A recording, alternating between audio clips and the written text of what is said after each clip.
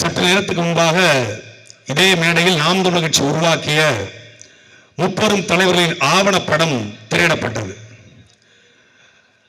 இந்த ஆவணப்படத்தையும் நமது 3 தாத்தாக்களுடைய வரலாற்றை நாம் கூர்ந்து கவனிக்கிற பொழுது ஒரே ஒரு உண்மை நமக்கு தெரிகிறது. கடந்த 75 ஆண்டுகளாக திராவிடம் தான் உங்களை படிக்க வைத்தது என்கிற அந்த பொய்யை 3 தாத்தாக்களுடைய வரலாறும் உடைத்து போட்டிருக்கிறது. ஒரு தாத்தா பேராசிரியர், ஒரு தாத்தா தமிழ் புலவர் சித்த மருத்துவர், ஒரு தாத்தா அம்பேத்கருக்கு முன்பாகவே காந்திக்கு முன்பாகவே தென்னாப்பிரிக்கா சென்று அம்பேத்கருக்கு இணையாக அம்பேத்கரோடு லண்டன் சென்று வெள்ளைக்காரனோடு சமூக நீதி பேசியவர். அப்படி என்றால் இந்த திராவிடம், இந்த தீதி கட்சிகள், இந்த பெரியார், இந்த அண்ணா, இந்த கலைஞர், இந்த சோக்கால்ட சமூக நீதி போராளிகள் எல்லாம் இந்த நாட்டிலே அரசியல் செய்வதற்கு முன்னாடியே இந்த நாட்டிலே சமூக நீதி அரசியலை இவர்களுக்கு கற்றுக் கொடுத்தவர்கள் நமது தாத்தாக்கள் என்கிற உண்மையை அவருடைய வரலாறு நமக்கு சொல்கிறது. நல்ல வேளை நம்ம தாத்தாக்கள், ஒரு தாத்தா 1914 இறந்துட்டாங்க, ஒரு தாத்தா 1943 இறந்துட்டாங்க, ஒரு தாத்தா 1945 இறந்துட்டாங்க. நல்ல வேளை நம் தாத்தாக்கள் இந்த கருணாநிதி காலத்தில் இல்லை என்றால் நம் தாத்தாக்களுக்கு ஏசி போட்டு கொடுத்ததே கருணாநிதி என்று சொல்லியிருப்பார்கள். எம்.சி. ராஜா ஏசி இல்லாமல் உறங்க மாட்டார், கார் இல்லாமல் ரெட்டமலை சீனிவாசன் போக மாட்டார், அவருக்கு கார் வாங்கி கொடுத்ததே நாங்க தான் இருப்பானுங்க. பெட் இல்லாம ஐஎஸ் பண்டிதருக்கு மட்டும் அவருக்கு ஸ்லீப் வெல்ல பெட்டு வாங்கி கொடுத்தது நாங்க தான் சொல்லியிருப்பானுங்க. நல்ல வேளை நம்ம தாத்தாக்கள் இறந்துட்டாங்க. வரலாற்றை எப்படியெல்லாம் மறைக்கலாம், வரலாற்றை எப்படியெல்லாம் உருவாக்கலாம் அப்படின்னு ஒண்ணு இருக்கு. ஆனா வரலாற்றை எப்படியெல்லாம் மறைக்கலாம் அப்படிங்கிறத இந்த திருட்டு திராவிட கும்பல் இருந்து கத்துக்கணும். அவர்களை பாராட்டினால், அவர்களை ஆதரித்தால், அவர்களோடு இருந்து சமரசம் செய்து அவர்களோடு கலந்து போனால் வரலாற்றை உருவாக்குவான். அவர்களுக்கு எதிர்த்து என்றால் வரலாற்றை மறைப்பான். நீதி கட்சியினுடைய முதல் சட்டமன்ற உறுப்பினர் யாரு? நீதி கட்சியினுடைய இந்தியாவிலேயே முதல் பட்டியல் சமூகத்தினுடைய சட்டமன்ற உறுப்பினர் நம் தாத்தா எம்.சி. ராஜா. வரலாறு இருக்கா? வரலாறு இருக்கா? இல்ல. ஏன் வரலாறு இல்ல? அதே நீதி கட்சி பட்டியல் சமூகம் இல்லாத, ஒடுக்கப்பட்ட சமூகம் இல்லாத மக்களுக்கான, பிற்படுத்தப்பட்ட மக்களுக்கான இடஒதுக்கீடு கேட்கிறது, பட்டியல் சமூகத்தை புறக்கணிக்கிறது. என் பட்டியல் சமூகம் என்னுடைய ஆதி தமிழன் புறக்கணிக்கப்படுகிறான் என்று நீதி கட்சியிலிருந்து வெளியேறிய மான தமிழன் தான் நம் தாத்தா எம்.சி. ராஜா. அதனால எம்.சி. ராஜா வரலாறு மறைச்சான். இல்ல, எம்.சி. ராஜா வரலாறு மட்டும் இல்ல, ரெட்டமலை சீனிவாசனோட வரலாறு உங்களுக்கு யாரு பேச ஆரம்பிச்சுக்க அப்புறம் தெரிய ஆரம்பிச்சு தெரியும்ல. ரெட்டமலை சீனிவாசனார் நம்ம பார்க்கறோம்ல, மீச வச்சிருக்காரு, நம்ம தாத்தா மீச வச்சிருக்காரு. 2018 திருநெல்வேலியில அம்பாசமுத்திரம் சட்டமன்ற தொகுதியில ரெட்டமலை சீனிவாசனா நினைவேந்தல் பொதுக்கூட்டம் அப்படின்னா அனுமதி கேட்டு நாம் தமிழர் கட்சியினுடைய அந்த பொறுப்பாளர் அண்ணன் செல்வம் அவர்கள் காவல்துறையில புகார் ஒரு மனு கொடுக்குறாங்க.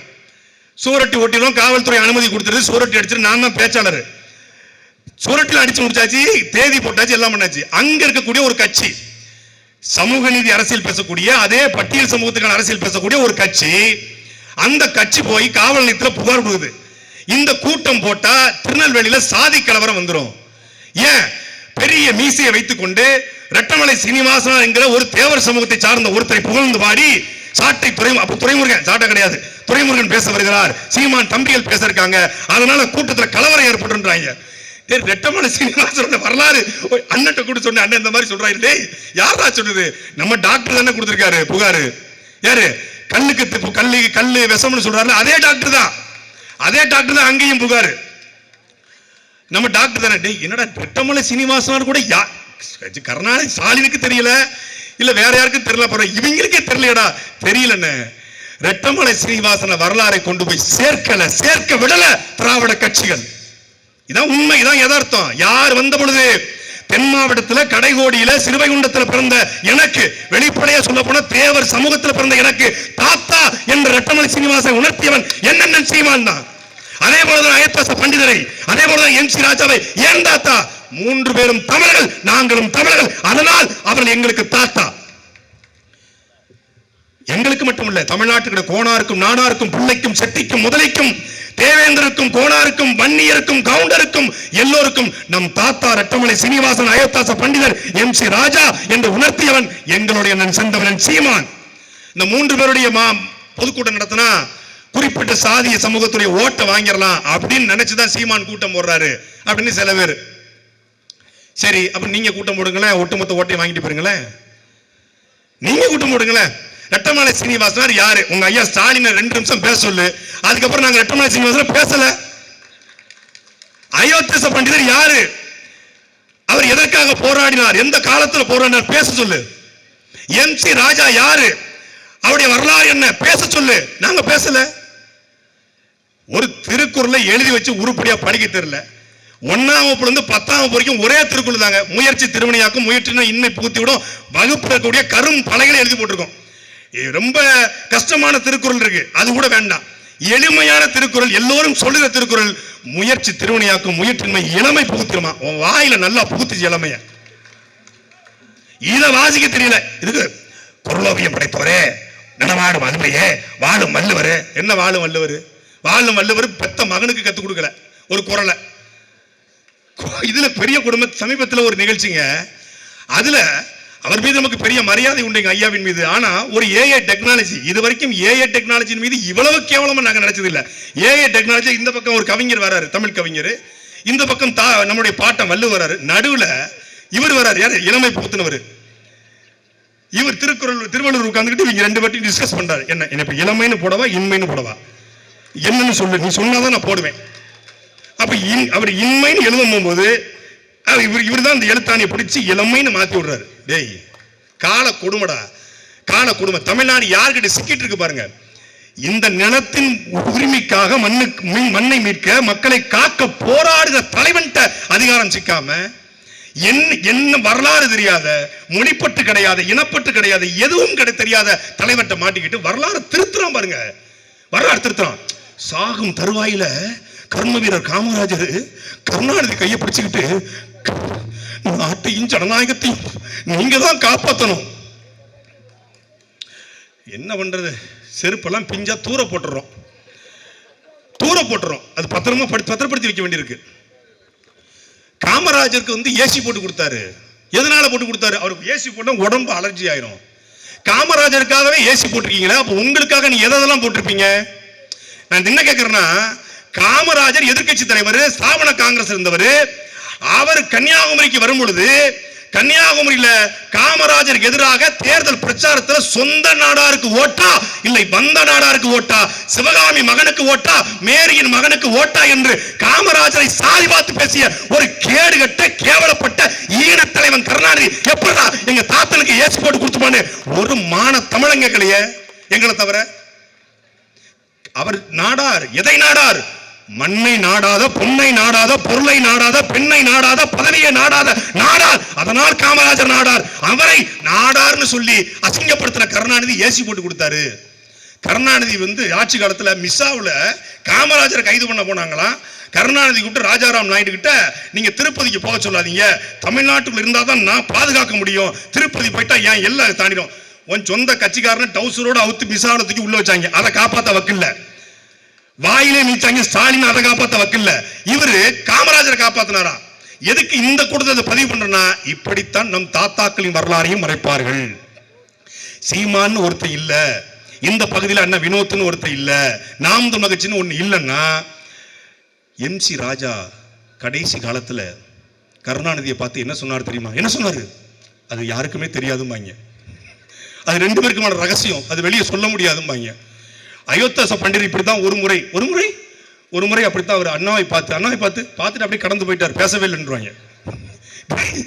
கதையா கட்டி இந்த விடுதலை படத்துல 2ஆம் பாகத்துல வரும். அவங்களுடைய கதையெல்லாம் வரலாறா மாத்திட்டான். நம்ம வரலாறு கதையா கூட மாறலங்கிற மாதிரி அவன் கதையே பூரா வரலாறா மாத்திட்டான். பார்ப்பானும் பிராமண கும்பலும் மாத்தியது, இந்த திராவிட கும்பலும் அவருடைய கதைகளை வரலாறா நம்ம திணிக்கிறான். இன்னைக்கு காலையில ஒரு வீடியோ என்ன தெரியுமில்ல, ஒரு குழந்தை மயக்கமா இருக்கு. உடனே அங்க ஒருத்தர் வராரு, என்னம்மா காலையில சாப்பிடல அங்கிள்? அப்படியா? உடனே மகேஷ், என்ன செய்வீங்களோ தெரியாது, உடனடியாக குழந்தைகளுக்கு காலை உணவு திட்டத்தை போடுங்க. எந்த மகேஷ்? உதயநிதி ஸ்டாலினுடைய அகில உலக ரசிகர் மன்ற தலைவர், மல்லிகைத்துறை அமைச்சர் மகேஷ் பொய்யாமணிட்ட. என்ன பண்ணுங்களோ தெரியாது, பண்ணுங்க. Okay uncle. அவரு உடனே காலையில இந்த மாதிரி ஒரு பள்ளிக்கூடத்துக்கு முதலமைச்சர் போனாராம். குழந்தைகள் மயக்கமா இருந்துச்சாம். அதனால அதை பார்த்துட்டு வந்த திட்டம் தான் காலை உணவு திட்டமா. இந்த திட்டத்தை பார்த்து மேலை நாடுகள் வியந்து போயிருக்கிறதா. இந்த திட்டத்தினுடைய முன்னோடி காமராஜர் என்று நமக்கு தெரியும். ஆனால் அந்த காமராஜருக்கு முன்னோடி யார் என்று தெரியுமா? முதலில் 1920ஆம் ஆண்டு சட்டமன்ற உறுப்பினராக நம்முடைய தாத்தா MC ராஜா இருக்கும் பொழுது இந்தியாவிலே முதலாக மிட் டே மீல் மதிய உணவு என்று 1000 விளக்கிலே 1000 மாணவர்களுக்கு கல்வியிலே விளக்கேற்றியவன் நம் தாத்தா. மதிய உணவு திட்டத்தினுடைய முன்னோடி MC ராஜா என்கிற மாசி ராஜா. அவர் 1920 அதுக்கான அச்சாரத்தை போறாரு. ஏன்? பட்டியல் சமூக மக்கள் அப்படியாவது படிக்க வரட்டும், என் பிள்ளைகள் ஒடுக்கப்பட்ட பிள்ளைகளை அப்படியாவது பள்ளிக்கூடத்துக்கு வரணும் என்று மதிய உணவு திட்டத்தை வெள்ளைக்காரன் அரசோடு இணைந்து பேசி கொண்டு வந்தவர் மதிய உணவு திட்டத்தினுடைய தந்தை MC ராஜா. அதற்கு பிறகுதான் காமராஜர் ஐயா கொண்டு வராங்க.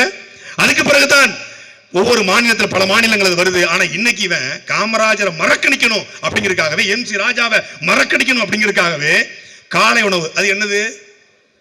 சுதந்திரம் அடைஞ்ச காலகட்டத்தில் காமராஜர் கொடுத்தாரு. சுதந்திரத்துக்கு முன்னாடி தாத்தா MC ராஜா கொடுத்தாங்க. சரி, சுதந்திரம் அடைஞ்சு 75 வருஷம் ஆச்சு. நீ 60 வருஷம் ஆண்டிருக்க. கருணாநிதி 5 வருஷம், நீ 4 ஆண்டு ஆச்சு. திராவிட மாடல் விடியல் ஆட்சி, ஒவ்வொரு தமிழருடைய வாழ்வாதாரத்தை பெருக்கி வருமானத்தை பெருக்கின்ற. இப்ப உட்காந்து காலை உணவு திட்டத்தில் உப்புமா. நான் 5 நாள் உப்புமா போடுறது இல்லையே. அப்புறம் ஒரு நாள் உப்புமா, ஒரு நாள் கிச்சடி. உப்புமாங்கிறது கிச்சடியோட தங்கச்சி, கிச்சடிங்கிறது உப்புமாவோட அக்கா. அவ்வளவுதான். வீட்டிலேயே கழிச்சு கட்ட உணவு இருங்க. எவனாவது உப்புமா வீட்டில் சாப்பிடுவோம், உப்புமான போமாங்க வீட்டில் வெளியே போய் மாறன் புரோட்டா கடை சாப்பிட்டு போயிடுவாங்க. உப்புமாங்கிறது ஒரு கழிச்சு கட்டின உணவு. அதை போட்டுட்டு உப்புமா கொடுத்த தலைவர், உரிமை தொகை கொடுத்த தலைவர், ஓரணியில் தமிழ்நாடு, ஓரணியில் தமிழ்நாட்டில் நினைக்கிறான். ஊரணியை கூட காப்பாத்த வக்கல்ல, ஊரணியை கூட பிளாட் போட்டு வித்துட்டு ஓரணியில திறனுமா? அன்பிற்குரிய மக்களே, ஒரு வரலாறு திரும்பி கொண்டிருக்கிறது. மறக்கடிக்கப்பட்ட தலைவருடைய வரலாற்றை திரும்பி எழுதுகிற ஒரு தலைமுறையை எங்களுடைய அண்ணன் செந்தமிழன் சீமான் உருவாக்கி இருக்கிறார். இங்க கூடியிருக்கிற அத்தனை பேரும் பறையர் என்றோ, நாடார் என்றோ, கோடார் என்றோ, செட்டி என்றோ, முதலி என்றோ கூட அனைவரும் தமிழர்கள் என்று கூடியிருக்கிறார்கள். இதுதான் ரெட்டமலை சீனிவாசனுடைய வெற்றி, இதுதான் அயோத்திதாச பண்டிதரின் வெற்றி. இதுக்குத்தான் MC ராஜா உழைத்தார். அவருடைய கனவை நினைவாட்டிக் கொண்டிருக்கிறோம். இது சிறுபான்மை கூட்டம், இது சின்ன கூட்டம் நினைக்கலாம். உலகத்தில் எல்லா மாற்றங்களையும் எல்லா புரட்சியும் ஏற்படுத்தியது சிறுபான்மை கூட்டம் தான். சிறுபான்மை தான் உலகத்தை ஆண்டிருக்கிறது. இந்த கூட்டமும் ஒரு நாள் ஆளும். அது 2026 நடக்கும். நன்றி, வணக்கம்.